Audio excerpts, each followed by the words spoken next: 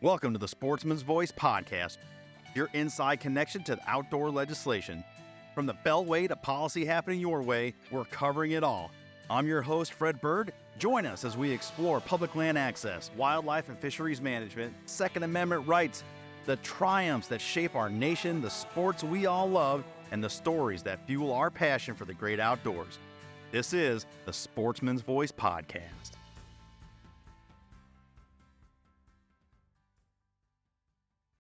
Welcome back, everybody, to this special feature edition of the Sportsman's Voice podcast. Woo, it's been a week. We had to adjust on the fly here to make sure we were covering some really important news. You heard it yesterday if you tuned in on the Sportsman's Voice roundup. But in the last few hours, 24 hours or a little bit more, we secured wins in both Connecticut and Pennsylvania, rolling back Sunday hunting restrictions completely in Pennsylvania, and for all intents purposes, almost completely in Connecticut, as the bill signed by Governor Lamont there rolled back the restrictions on Sunday hunting on private lands. And as you'll hear, that's about 94% of the state, which is huge. So we're going to connect with Director Smith at the Pennsylvania Game Commission. We're going to connect with Director Jenny Dickson up in Connecticut. We're going to hear the implications on sportsmen and women and what that means for them going forward, what that means economically, what that means for the seasons coming up. This stuff is going to roll quick. A lot of information here, obviously a lot of celebrating to be had. We're going to connect again with Director Smith, PGC, Director Dickson of the Wildlife Division Bureau of Natural Resources for the Connecticut Department of Energy Environmental Protection. All that and more. Let's go. All right, guys, at this time, it is my great pleasure and I'm so excited to be having this conversation.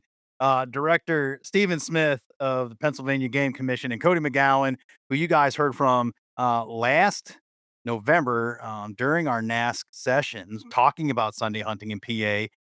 You may remember Kaylee Leaguer, myself, and Cody had a very passionate conversation, our frustrations with how close Pennsylvania got to removing Sunday hunting. Well, here we are, 2025, and we are celebrating Sunday hunting is officially law and allowed in the state of Pennsylvania. Director Smith, Cody, welcome to the show. What does this mean? I mean, I think we know what it means, but go into the history of this and how Pennsylvanian sportsmen are celebrating today. Sure, Fred, be glad to. And let me just say how excited we are to be back on with you. I think when we last spoke, I talked about the potential for this day coming, Mhm. but we've been talking about the potential for this day to come for decades, literally decades. So, yeah, so excited to be on with you now. Now that it has actually taken effect, the bill has been signed, and it feels quite frankly, it feels surreal. We are still celebrating what a historic couple days and weeks it's been here in Pennsylvania. So, I mean, you're right. It's something that we've been working for a long time. I think the impacts are going to be significant. I really think it's going to be hard to overstate how beneficial this is going to be for our hunters. I say that because we've been hearing from them from decades about how the Sunday hunting restriction impacted their ability to hunt. And now that all is on the precipice of changing. For a lot of our hunters, for our younger hunters, for our blue collar hunters, for our working class hunters, we're talking about potentially doubling the number of days that they're going to get out into the field Mhm. and into the woods beginning this fall. So it's an exciting time here at the Game Commission. And that is an important detail in all this, is that this fall, this isn't, oh, we're gonna rewrite the abstracts and wait till we get there. Like, this is done. You guys in Pennsylvania and traveling hunters as well are gonna get to enjoy this doubling of time. And heck, I've been the victim of your Sunday hunting during turkey season. I've only gotten, and had to leave and hang up on a Saturday afternoon, kind of crying I didn't get that Sunday during the first half of that season. So, yeah, this is great. And obviously there was an appetite for this, as Cody and I talked about we got so close the end of last season, and House Bill 1431 passed out of the Senate 34-16, and then out of the House 142-61. So these aren't very small margins, and legislatures heard the people from all over between the action alerts and the uh, collaboration between PGC, CSF, and in-state partners. It's just a phenomenal coming together and sounding off in one big voice. Yeah, no doubt, and I think the margins that you talked about showed the kind of support it had, and what was really interesting about it as well is that it crossed party lines. We had support, from be it urban Democrats to rural Republicans and everything in between, and that doesn't happen often in this era of divided government, where you see a coalition come together like the one that supported this bill. But I think it speaks to the extent to which they were hearing from their constituents. They were hearing from our hunters who wanted more time out in the field, and they delivered in a big way. When we talk about conservation funding, and we talked about this on the last show, looking at what you guys did in 2024 alone, state hunting licenses contributed roughly $42 million, which provided an additional $34.5 million through PR funding, and that was close to $76.5 million. Um, like you said, doubling this, I couldn't imagine the potential of this, but it stands to reason those numbers go up significant. We fully expect that they will, and I think also we're going to keep in mind that it's going to have a long term impact, right? So we know that there's hunters that we deal with that every state does that are kind of right on that fringe, right? Where they're trying to decide if this is something I want to stay committed to, particularly those who are in that time of life when there's so many other things competing for their interest. What I think we're going to see is going to be the long-term impact of this bill is where we're going to pick up the most potential gains, because what we're going to have is those hunters who might have dropped out of the sport are going to stick with it. Again, when we talk about doubling potentially their time of field, it's going to keep them engaged. It's going to keep them active. It's going to keep them participating. It's going to help them get their kids out hunting as well. So those individuals who, again, are kind of like right on the fringe, they're coming in, they're coming out. I think we're going to see us solidify those numbers. And then the benefit that that's going to have is going to be felt for generations to come.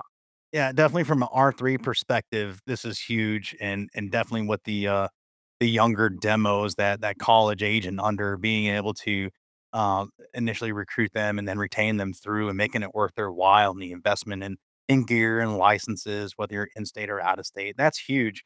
Um, from a management standpoint, from a wildlife management standpoint, talk about the ability for the preferred method of hunters being part of the management system of that extra day, and what that will do for wildlife managers in Pennsylvania. Yeah, absolutely. And I mean that's a great point. We deal with that a lot. We deal with some frustrations, I'll say, from some of our stakeholders across the state, and it's certainly not unique to Pennsylvania. And I'm thinking about in particular those on the agricultural community who deal. They're the tip of the spear when it comes to wildlife impacts, particularly from our deer populations. And I don't think it's a coincidence then that we had our state farm bureau making this their priority legislative issue as well, because they recognize the potential. When we can get more hunters out into their areas, into all across the state, it better improves our effectiveness at managing that whitetail deer population. And as you alluded to, under Pennsylvania law, as with a lot of other states, hunting is the primary method of controlling wildlife. So if we're going to put that burden on our hunters to manage wildlife, we got to give them the time to do it. And that's what this bill does. That's why this legislation is so important. And Cody and I are sitting here nodding our heads when you're talking about those impacts and how difficult it is. And we live it as hunters. We, are have experienced those stages in life between working and young families and all those things that just really compress your time. We're so excited now that, on a very personal level, of what this bill is going to mean for us, and then for hundreds of thousands of our hunters as well. No doubt. Cody, I want to bring you into the conversation because you've been on both sides of this, and currently with the Game Commission now. Talk about your experience, your history with this, and I guess from a personal perspective, what it means to you seeing this finally get across the finish line. Yeah, like you said, I got to be on both sides of it. I was in worked for the Senate, before this role, as the executive director of the Game and Fisheries Committee. And then when we talked last November, I told you that there was momentum that I had been told had never been seen before with this issue. Um, it was something that it was good. Everything was aligning for it and pushing in the right direction, which was incredible to see. What it means to me, the day that it passed the house, I went home and I have a year and a half old. He, ran up to me and I picked him up and I said, "Guess what? You're gonna be able to hunt on Sundays when you grow up, if you Mm, want, if you want." mm. But I can't wait. I'm so excited to see the impacts this has for hunters and families across the Commonwealth. I think it was remarkable too to see uh, Senate Bill 67 language be exactly mirrored in this House Bill 1431 in a clean bill. So often these things are the vehicle for other foolishness and things that have nothing to do with the bill get tagged on and end up mucking up the system, which is kind of what we saw last session. So again, a really strong tribute, I think, to our community, our in-state stakeholders to work with legislators, our Sportsman's Caucus in Pennsylvania to do this the right way.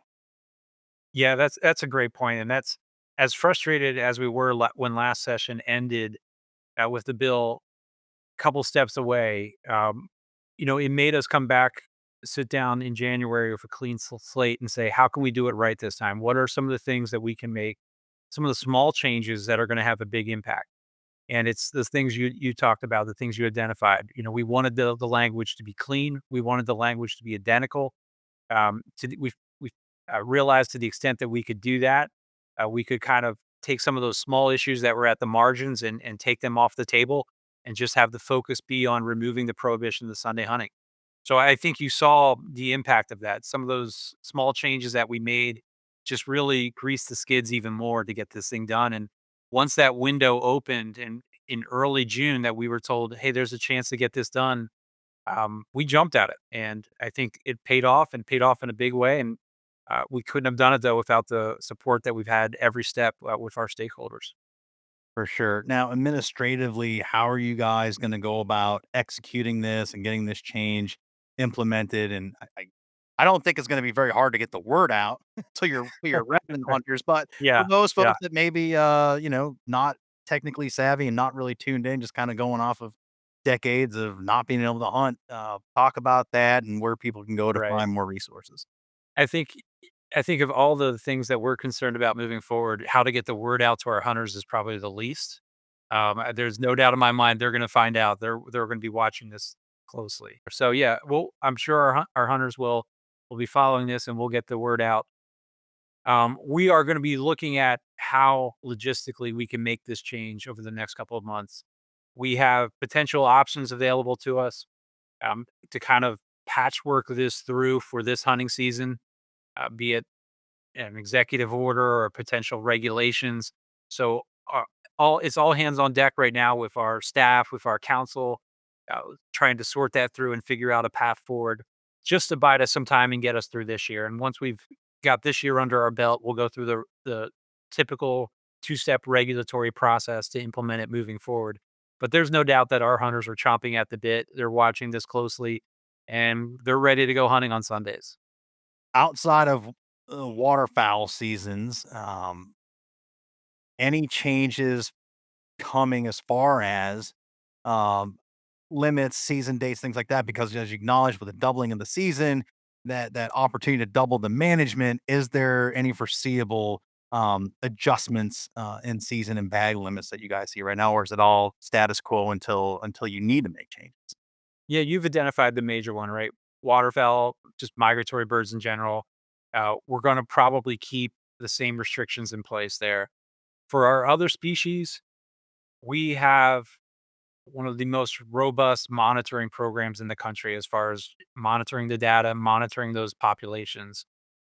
So we're working with our staff right now as to whether or not we need to make any changes to those seasons for this upcoming year, or if it's something that they feel comfortable just allowing the seasons with the changes with Sundays to go into effect, and then monitor it on the back end and make adjustments for moving forward. Those are the kind of options that right now we're working through. We're looking forward to sitting down with our board at the end of the month and doing so very publicly, and laying these options out and getting direction on which path they would like to see us take.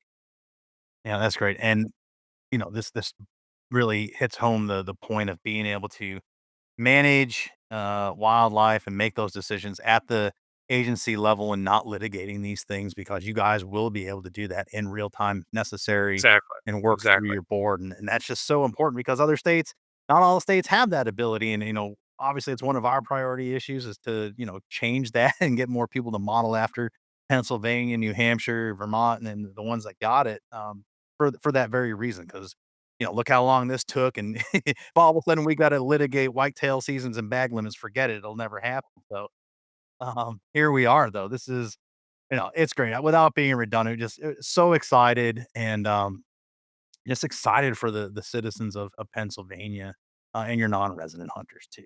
And the economic impact beyond, conservation funding through PR, I have to imagine, for the traveling turkey hunter, bear hunter, whitetail hunter, so many guys from up my way, have Pennsylvania deer camps and non-resident hunters, that's gonna double their time spending money in gas and food and lodging. So, all upside here. There really are, and it's so easy to focus on those impacts that I think we're going to see over the next 2 3 years, and I think that really the impacts are going to be quite overwhelming. It's going to probably be even more beneficial than we anticipated. But all that being said, I'm really excited as well about the long term impacts. I'm really excited about again keeping those hunters who are kind of right on that fringe, keeping them engaged, keeping those young parents like Cody who have those kids who are going to now grow up where it's just accepted that you hunt on Saturdays and Sundays as well. I think that's where we're going to see the long term benefit, keeping them engaged, kind of fighting back against the change in society that is trending away from hunting. That's right. This is a huge step in the right direction, and it's going to help our agency for generations to come. Yeah, that's a great point. I was gonna ask Cody that very thing is, this mindset of now there will be a generation, a 1.5-year-old is gonna know nothing else but this being their norm. Um, it's just wild to think about and contemplate. Yeah, it's gonna be fun. Now even, you know, us younger parents get to look at our kids and be like, "Back in my day," and be able to tell those stories that we heard all growing up. Well, it makes me think of like, turkey hunting specifically here in the Northeast. I mean, you guys have always kind of had a robust, and matter of fact, turkeys came out of Pennsylvania and reseeded up here in New England. But, there was a time I saw my first turkey in 1989. It didn't always have turkeys and turkey hunting. And now there's these, at least two generations that have grown up in the New England states hunting turkey with robust populations, kind of this golden age of turkey hunting, and they don't know anything else. But um, so it was, that back in the day and the history of it, and now here, you have something very, very similar in Sunday hunting, and it will be important to tell that story going forward and knowing where this all came from and the energy and the different folks over the decades that put into this. I mean, I think of our own Brent Miller, our vice president of policy here at CSF, who was an assistant manager in the New England or the Northeast region, who really cut his teeth, as I remember it, in policy on this very issue, specifically in Pennsylvania. I know for him, he's just over the moon about seeing this get done. Yeah, it really has been decades in the making. I can remember working on this issue almost 20 years ago, and it felt so daunting of a challenge because there just wasn't the support at that time. And it was clear that we had our work cut out for us, and it was clear also we were going to need a broad coalition. It couldn't just be the agency talking about this issue. We needed the sportsmen's groups to come together, and they did in a big way, and that's the only reason why we're here today celebrating this bill. Well, it certainly is a great model and applicable to probably a number of sporting issues. But I would very much like to see this uh, wave of momentum carry north. As right now, as it stands, Massachusetts and Maine remain the only states in the country with complete prohibitions on it. Hopefully, Massachusetts will take a look at this, and Connecticut, that also just opened up. Sunday hunting on private land, opening up hundreds of thousands of acres. Um, Using the Pennsylvania model and the sporting community coming together to make their voices heard could definitely swing that. So, um, just thankful for your leadership. Thank you guys for slogging it out for so long, and looking forward to seeing what this all bears out in Pennsylvania and taking advantage of it and turkey hunting on Sundays. Yeah, absolutely. We are as well, and certainly welcome you to Pennsylvania to give it a try and hunt on a Sunday. What a great concept, right? Heck yeah! All right. Well, Director Smith, Cody, great to hear from you guys on such a auspicious occasion as this, and we'll definitely connect again and look forward to hearing about your trends and what comes of this in the next year or so. So thank you guys for your time. Congratulations. No, and thank you for continuing to shed light on this issue. And I can only hope our efforts here, as you said, are then modeled in other states as well. And if there's anything that we can do to help further that effort, please let us know because this is such a huge win for our sportsmen and for conservation. We just want to keep that momentum going, like you talked about. No doubt. Gentlemen, we'll leave it there. Thanks so much, and we'll talk again soon. All right, thanks, Fred. Thank you. All right, this time it's my pleasure to welcome in Director of Wildlife Division of Bureau Natural Resources, Connecticut Department of Energy, Environmental Protection, Director Jenny Dickson. That's a long title. Welcome, Director. It's a very long title. Well, we appreciate it. Just got off with Director Smith in Pennsylvania. Two really significant wins in the Northeast and actually across the country for repealing Sunday hunting, opening up more access for sportsmen and women of those two respective states, and to include non-resident hunters. SB 7231 was passed and signed, a bipartisan bill signed by Governor Lamont there just a couple days ago, right before Pennsylvania, their ceremony yesterday. A significant win, like I said, 94% roughly private lands held in Connecticut opens up a whole swath for hunters there in the Nutmeg State. It absolutely does. It was a great opportunity for us to expand access not just to private lands, but for people who might have challenges in terms of being able to pursue their chosen recreation on Sundays. There's a lot of folks who unfortunately work Monday through Saturday, Mhm. and this provides those folks with a great opportunity to be able to get out there and enjoy their pastime and spend some time in nature. So it's exciting for not just the lands that it opens up, but the opportunity it opens up for some folks who might not have been able to get out there otherwise. Yeah, and again, great points made there. Now, you go back to 2015.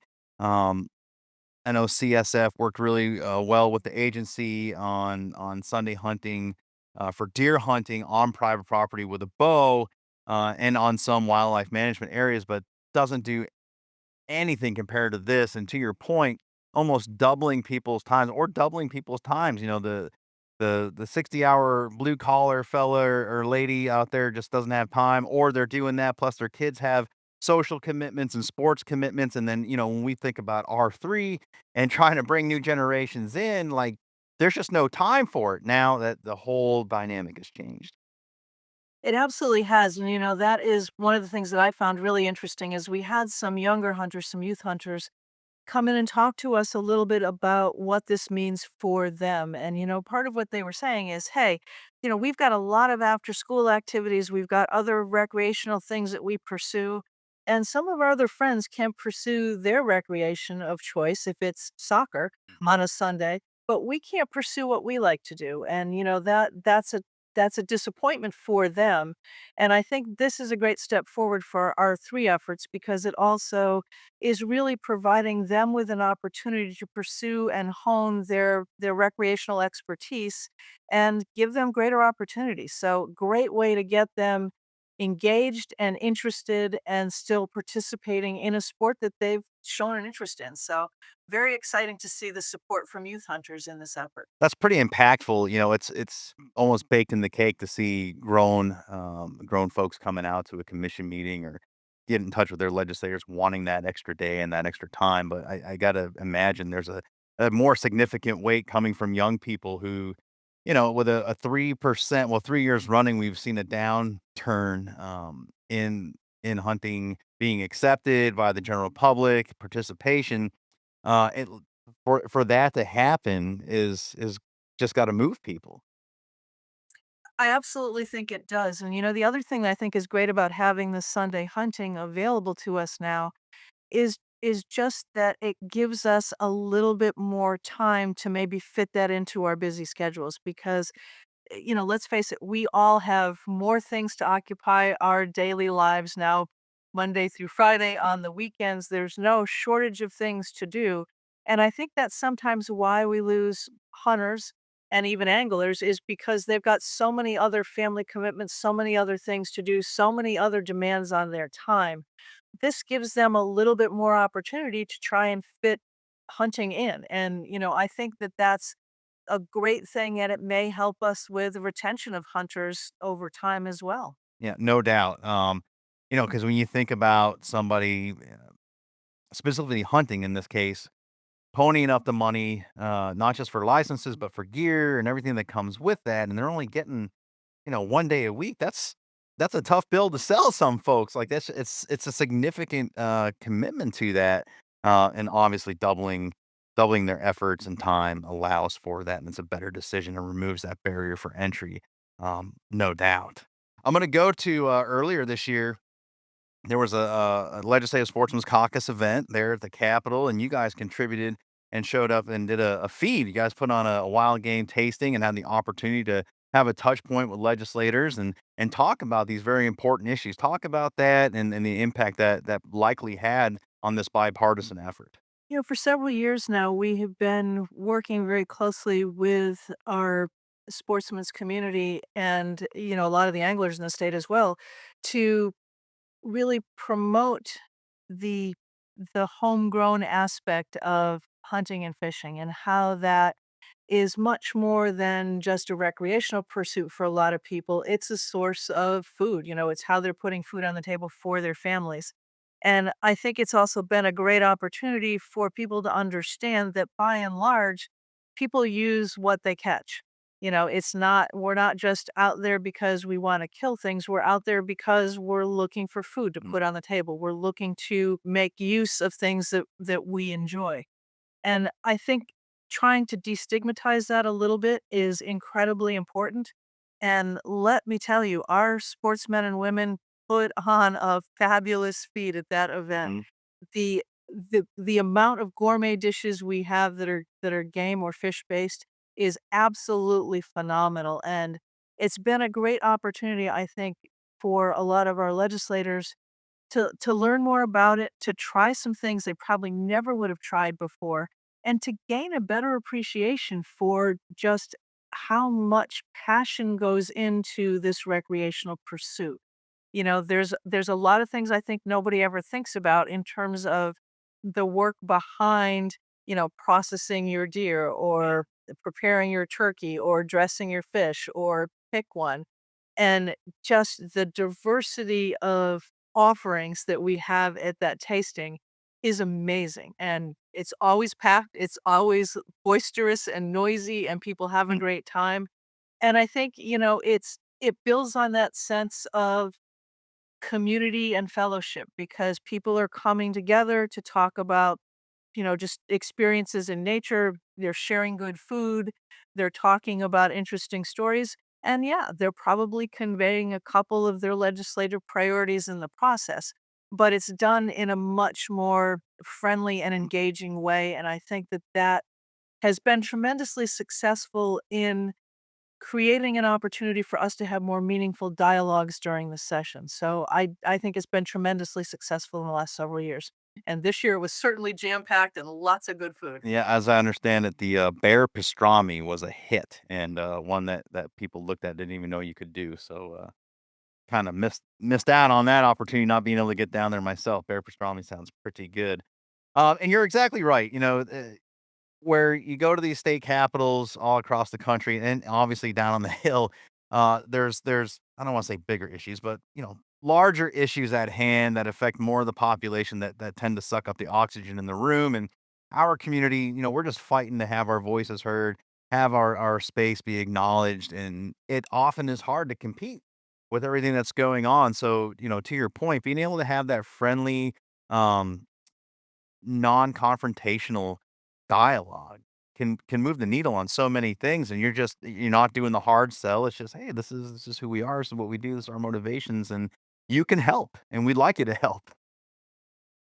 Well, and I think it's also a great opportunity for us to have the conversation about how much sportsmen and women contribute to conservation in general, because that's something the average person really doesn't understand. They are not aware that most of what we do to protect wildlife and their habitats is generated from sportsmen and the recreational community. And, that is an incredibly important part of it. There are, many, many times when hunters and anglers spend days out in their recreational pursuit and don't do anything other than watch some birds, maybe see a cute weasel running along a stone wall, watch a bunch of dragonflies on the surface of the pond, maybe see some ducks or some turtles, but don't actually come home with anything. But that's still a great day in the field because you've spent time in nature, you've observed things, and I think people don't often realize that sportsmen and women are phenomenal conservationists at the core. And it's that passion for the outdoors that drives everything else. And that's an important those kinds of events are important opportunities for people to, I think, see each other and their shared passions in a way that you can't when people are debating things in an actual legislative session. And those stories are important to tell, as is the funding mechanism, the American system of conservation funding, which unfortunately so many people in the state capitals and within our own community, unfortunately, don't understand how that system works, don't understand how licenses bought at the state level are matched at the federal level. And that drives a lot of mission on the ground there in Connecticut and any of the states. And so many state agencies like yourselves that are funded directly by sportsmen's dollars, license sales, OHRV, and that stuff gets matched. And without that, we're how are we doing this? How are we contributing and how are we managing wildlife and conservation and non-game species? So all of this is a huge web and it's a bigger story to tell. And to your point, being able to educate and advocate on that level again, non-confrontationally, but hey, gee whiz, did you know?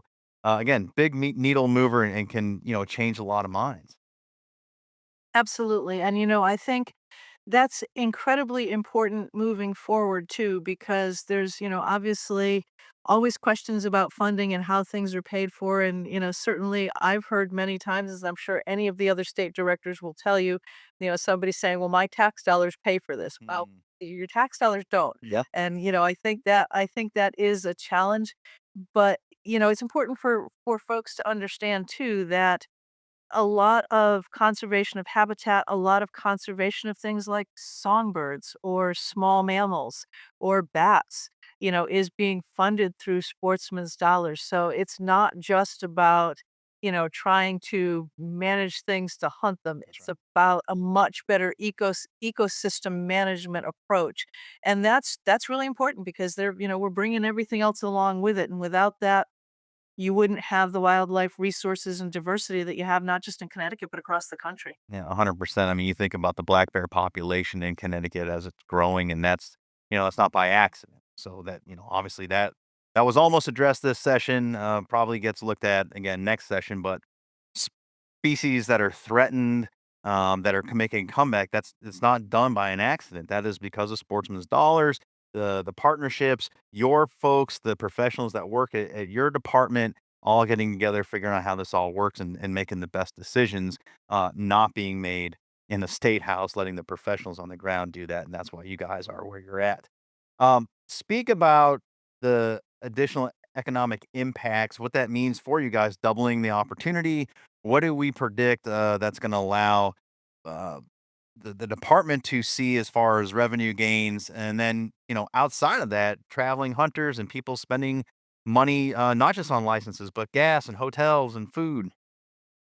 Yeah, I think one of the things people don't realize is that adding an extra hunting day is a huge economic boost to the state, and not just in terms of what that might generate in license sales that come back to our department, but I think you're absolutely right in that there's a much bigger impact on our local communities. Those hunters are going to be stopping at the local bait and tackle store. They're gonna be stopping at the local eateries to get food or get coffee or the gas station. And, we're going to see the same kinds of tourism boosts that we do from other recreational activities because now they're out there on another day. They're spending money in the communities on another day that they wouldn't have been doing otherwise. So there's a much bigger ripple effect economically of what adding a single day of hunting does. And when you add in the ability for us to draw in more out of state hunters now as a result, they may come and stay longer than they would have otherwise. Instead of coming and leaving on a Saturday, maybe now they're staying a few extra days and Mhm. maybe they're doing some other tourism related things while they're here. So that's also then moving into support for the hotel industry and, the other things that are associated with out of state travel. So it is a huge economic asset for the state as a whole. And I think something we don't often think about or even talk about when we talk about what this means in terms of benefits for the state. Yeah, for sure. And I love what you said there is, you know, I, I'm only up the street in New Hampshire. But that day not being there has been prohibitive for me, especially to come down, say during spring turkey season, because it's a few hour drive for me to get down there. And you only got till half the day, to hunt turkeys. But now I could couple that with a Monday holiday, a Friday holiday, and, during whatever season and stretch that out for 3 consecutive days. That's very appealing. And like you said, that contributes so much. Please, as we come to a close here in our conversation, talk about what this means. What going forward? When does this take place? What does it mean for resident hunters as far as seasons? Are there any season changes? What is it doing for your waterfowl seasons specifically as well?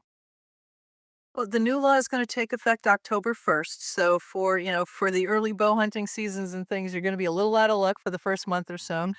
But we will have a lot more information on our website, so we encourage sportsmen to take a look at that if they're planning trips to Connecticut or as they're, thinking about their upcoming hunting seasons. But beginning October 1st, we will be able to have hunting on Sundays on private land. And, any of the normal rules that apply to hunting on private land will still apply on Sundays. We don't include waterfowl hunting in the Sunday hunting bill, and that was deliberate because with the compensatory days we get through the way that the federal waterfowl hunting days are allocated, it's actually more advantageous for our waterfowl hunters not to include Sunday hunting. It gives them a lot more weekend days and a longer season in which to hunt waterfowl, which is incredibly important. So that was a very intentional change on our part to make sure that we preserve the extra opportunities that our waterfowl hunters already got. So not much will change for them. They're still going to have the same recreational opportunities that they've had in past years, but it's going to open up a lot more recreational opportunity for folks beginning October 1st. Probably one really good reminder for folks is this is a good time to start having conversations with the private landowners that you get permission from about the fact that there is a change, about the fact that you might want to hunt on Sundays and get your authorizations done in, sort of in advance so that you've got everything set to be able to hunt on Sundays. So if you've had standing arrangements with landowners, now's a good chance to have those conversations with them and say, "Hey, we can hunt on Sundays too. I know I just used to do bow hunting on Sundays. Now we can do other things. What are you comfortable with? What do you want to authorize me for?" And get that all set ahead of time so you're ready to go October 1st. That's really, really wise words there. Tell me, how does it work in Connecticut? Here in New Hampshire, if it's not posted, you can play on it. We have that rich land sharing tradition. Is that happening in Connecticut, or is it all by permission and whether it's posted or not, you can't run on it? It's by landowner permission, so you need to have that landowner authorization form signed by them. And, it's tough because we have a lot of areas of the state where we've got people close to one another, and sometimes you have differences of opinion in terms of whether, hunters are allowed on private land or not. So it's always helpful just in case there's any questions and, somebody decides they want to call one of our environmental conservation police officers and say, "Hey, I've got concerns about this person." If you've got your forms in place, you're good to go. And that's, it makes things simpler for everybody down the road. Yeah, all very important details before you go into the season. Um, it's fantastic. Obviously, this has been a long time coming and a long effort by a lot of the in-state groups, to include Congressional Sportsmen's Foundation being on the ground and leading some of the fights there and working with our Legislative Sportsmen's Caucus in a very bipartisan way to get this stuff done. So, congratulations to the folks of Connecticut, to your agency, that are going to be able to appreciate this, and all the benefits moving forward. One last thing I want to say, thinking about the waterfowlers, is I find that an interesting aside to all this. Pennsylvania did the same thing. They excluded the waterfowling on purpose. We have that same argument going on in Maryland right now. And it's just interesting with half, it feels like it's a 50-50 split between waterfowlers. Some of them understand the compensatory days and understand that it's still the same amount of days if you got the back-to-back days. Some people like that longer thing. I don't know if it's psychological or it's just their preference, but the other argument is, if it's bad on Saturday, but the weather's good on Sunday, and that's all I got to hunt, I would like to go waterfowling. But it seems like everyone's is happy with that in Connecticut, so we'll continue on, and people will be just enjoying what they got. That's great stuff. Yeah, I think that's true. And certainly for our waterfowl hunters, being able to extend the season later is beneficial because our weather is incredibly variable at the early end of the season. So they might not have days when waterfowl are moving much. And, if you've got the opportunity to hunt, even if it's on a Sunday, but the birds aren't there, it doesn't mean much. So I think for them, that flexibility to adjust to how our fall weather might be is really the added benefit there, because they can really optimize their hunt for when the birds are gonna be available. Yeah, yeah, and aside from last season, I want to say the 3 seasons prior, we barely got ice up here in New Hampshire, which meant it was warmer up and the birds just weren't moving until very late. So if we weren't seeing it, you guys definitely weren't. So Yeah, eh, yeah, it's absolutely. it's tough. We'll leave it there. Director Dixon, I really appreciate your time. Again, congratulations, and we look forward to continue your relationship and working together. And we'll see you down the line here. Hopefully, we'll see you at NASC in Memphis. But we can have that conversation offline. There you go. Thanks very much for the invitation. We appreciate it. You got it. All right, my sincerest thank you to both directors there. Short notice invites coming on, but to cover these very important topics. Can't say enough. It's been a hell of a week. There's still a day to go in it, but for the folks of these states, it's been a long time coming, and the residents have been asking for it, and finally those voices were heard and done so in some challenging arenas there in Connecticut and Pennsylvania, historically so. Um, we've got Maryland still that could do better, um, and certainly Massachusetts and Maine. I've I've covered both, and I've talked about it. I have my opinions on which one I think will be the Airfinger quote easier get, or at least the opportunity to start scaling back and chipping away at the prohibition. But time will tell. The coming sessions will tell. Both states legislatures have really solid members that always bring about some bills to make change. It's just going to be a matter of just like in Pennsylvania and Connecticut, the people being heard, the community coalescing, the sporting groups coming together and leveraging their membership where they have memberships, both in state and out of state national organizations. And obviously, us on the ground working with our legislative sportsmen's caucuses. Um, if we can get this done in Pennsylvania and in Connecticut, there's no reason this can't happen. This same model be employed in Massachusetts in Maine, and then further scaling back in Maryland. This is just something that's got to happen. I know some concerns have been for waterfowlers. We just talked about that with directors Smith and Dickson. You know, waterfowlers are going to continue to have their compensatory dates laid out longer, and if that makes them happy, so be it. We shouldn't be holding up the rest of the hunting community just on one section of it. No offense to the waterfowlers, but I know that's been a bone of contention in the Mid Atlantic. If that community sees value in having Sunday hunting available for their other pursuits, I don't imagine duck hunters are just duck hunting. Um, you know, figure it out. Let's get things done and let's start scaling these back. And certainly up here in New England, let's start chipping away at this stuff. There are concessions to be made. There is compromise. There is ground we can both agree on. As discussed with Director Dickson there, and going back to 2015, CSF leading the charge and scaling back those restrictions on private land for bow hunters and on some wildlife management areas is a big first step. Obviously, we're 10 years later. We got the really big win, and ultimately we'll be working to get what Pennsylvania just got and a complete rollback. Um, so yeah, I mean, there's private land concessions that can be had. There's alternate, means of take using just bow and crossbow for Sunday hunting if that makes people feel better about the situation, if they're worried about safety. But we've covered this so many times on this program since its creation, its inception, and we're not gonna stop. We're not gonna stop. It's a drum that needs to be beaten. And a lot of the arguments against it are just they just don't hold water. They don't. And there's a lot of selfishness at play. I'll just call it out for what it is.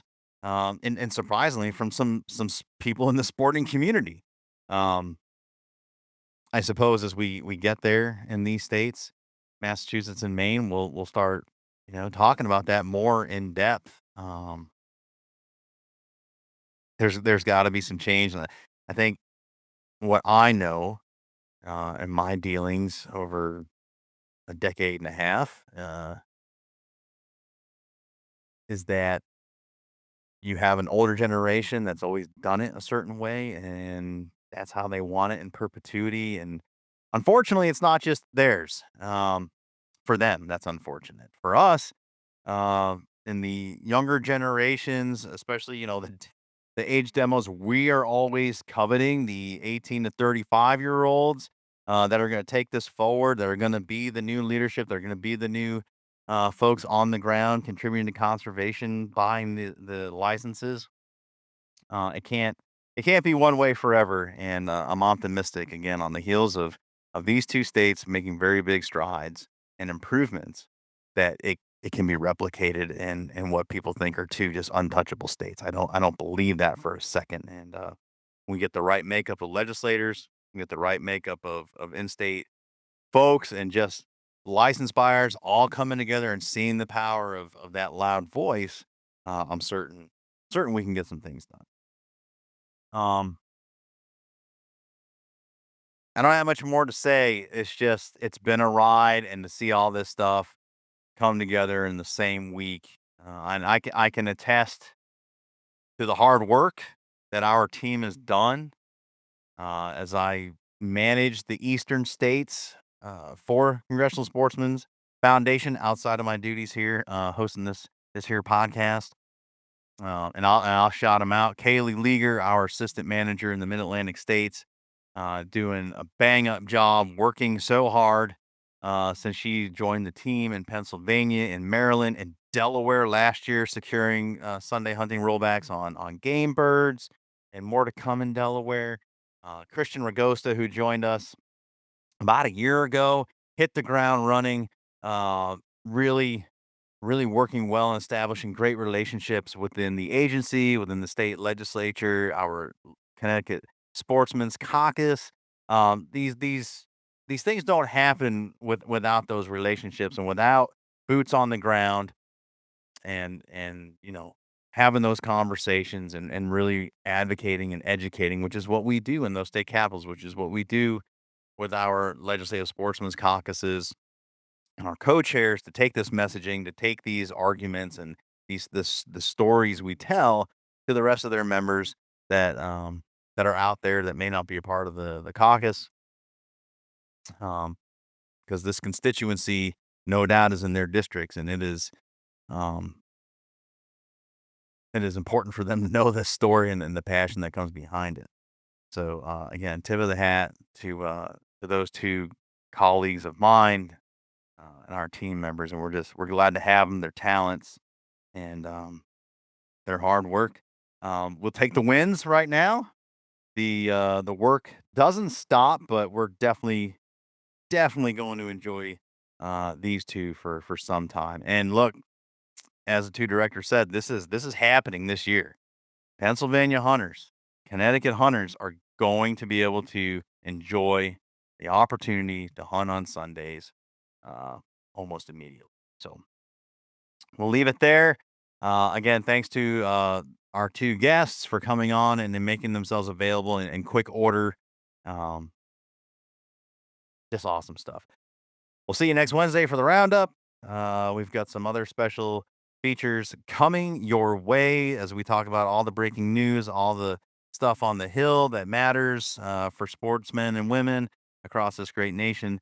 And I think we'll just leave it there. As always, CSF is your inside connection to outdoor legislation. We will see you next time. So long. Thanks for joining us on this edition of the Sportsman's Voice podcast. Ladies and gentlemen, your support is crucial, and you can help us out right now by leaving a review, filling in those 5 stars where available, sharing this episode with friends and family, and engaging with us socially. CSF can be found on Facebook, Instagram, and X, formerly known as Twitter. Together, we can protect the outdoor sports we love and continue to keep you informed wherever you are. That's it for this week. Until next time, we'll see you later.